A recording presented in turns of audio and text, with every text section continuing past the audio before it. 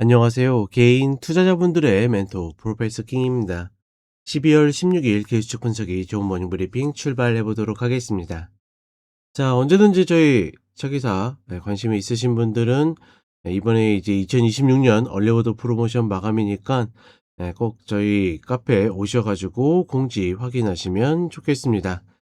자, 일단 미국 시장 같은 경우에는 하락 마감을 했습니다. 특히나 계속 비트코인을 언급 안 할 수가 없는데, 비트코인 같은 경우에는 우리가 예측의 범위에 있거나 설명의 범위에 있질 않죠. 그러니까 올랐다 내렸다 뭐 기술적으로 설명은 할 수 있을지만, 뭐 예를 들어서 어떤 가치의 변화나, 그렇죠? 어떤 적정한 가치나 이런 것들을 구할 수 없기 때문에, 우리가 그런 면에서는 어떤 펀더멘탈적인 측면 뭐 이런 쪽에서는 우리가 어떤 평가나 예측을 하기 굉장히 어려운데, 말 그대로 지금 계속 이야기 드린 게 9만 불 라인이죠.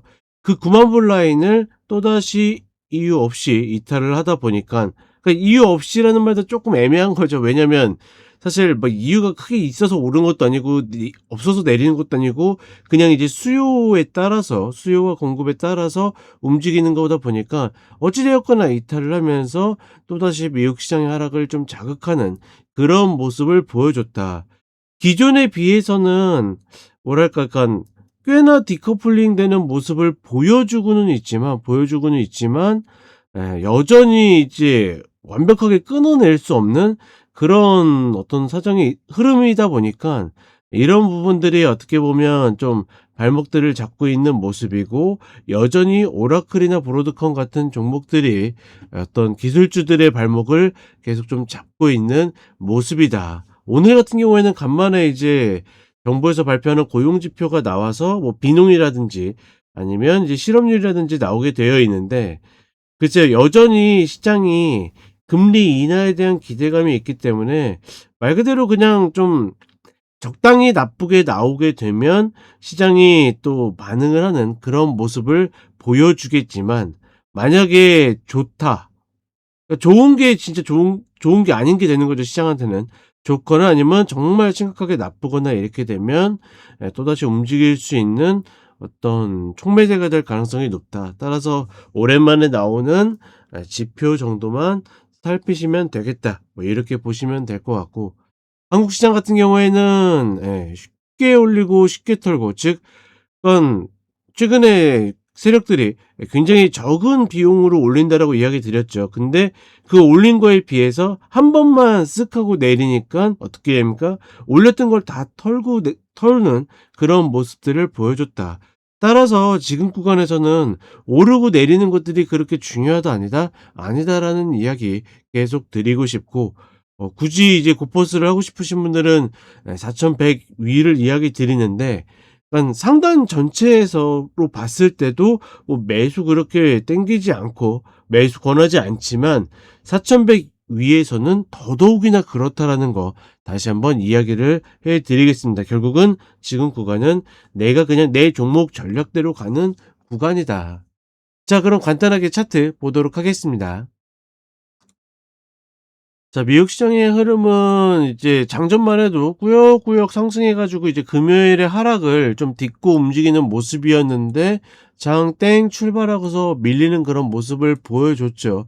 이런 모습을 보인 가장 큰 이유는 결국은 비트코인이다. 비트코인이 같이 땡 하고 출발하고 나서부터 밀리면서 그나마 그 뒤에 저점을 낮추고 했는데, 그나마 미국 시장은 올라갔다가 이 자리를 지키는 모습이었죠.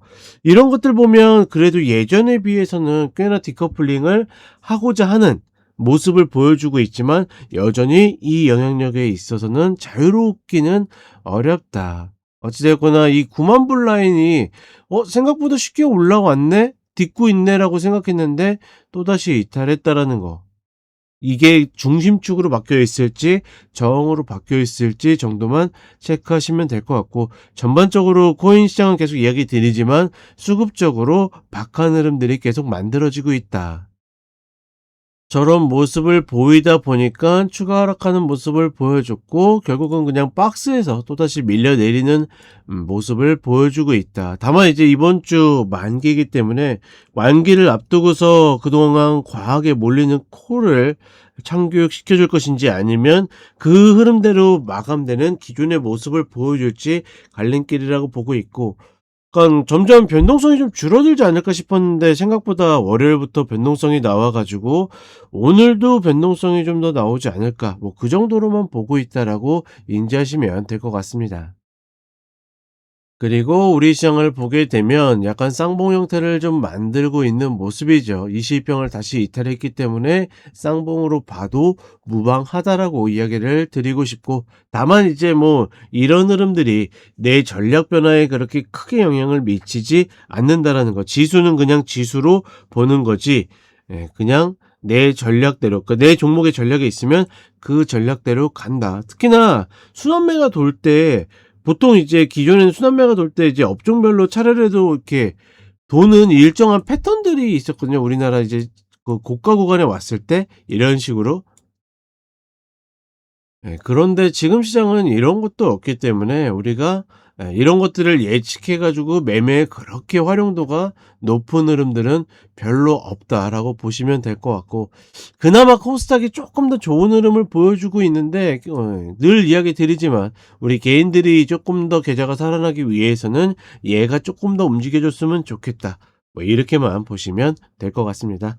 자, 그럼 저는 이렇게 이야기 드렸고 쇼츠로 또 찾아뵙도록 하겠습니다.